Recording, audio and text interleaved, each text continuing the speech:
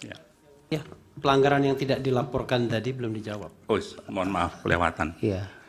Berkaitan dengan pelanggaran yang tidak dilaporkan, saya kira mandat dari Undang-Undang Pemilu memberikan tugas kepada Badan Pengawas penetapan Gibran melanggar hukum dan konstitusi.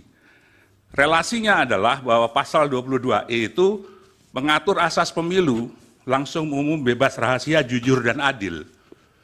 Tindakan yang dilakukan oleh KPU itu mengingkari asas jujur dan adil terhadap proses verifikasi itu.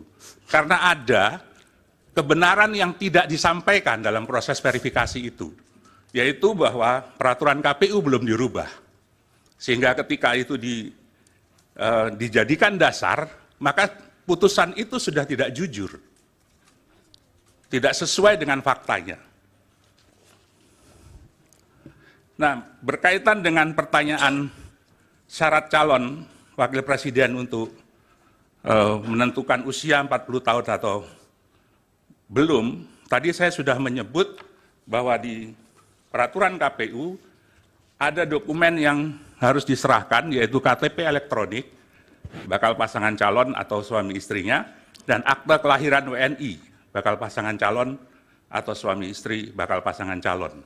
Saya kira itu menjawab kebutuhan terhadap verifikasi dokumen yang diajukan.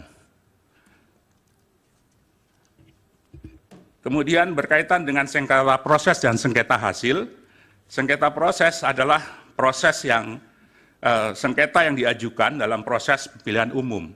Dan ini kewenangan dari Badan Pengawas Pemilu. Dan sengketa hasil adalah sengketa terhadap hasil pemilihan umum yang menjadi kewenangan dari Mahkamah Konstitusi. Baik, sudah cukup. Ya.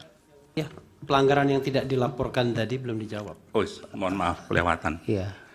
Berkaitan dengan pelanggaran yang tidak dilaporkan, saya kira mandat dari Undang-Undang Pemilu memberikan tugas kepada Badan Pengawas Pemilihan Umum untuk melakukan pengawasan secara aktif, bahkan kalau perlu proaktif. Ya, itu kan dan normatifnya, preemptif. Pak.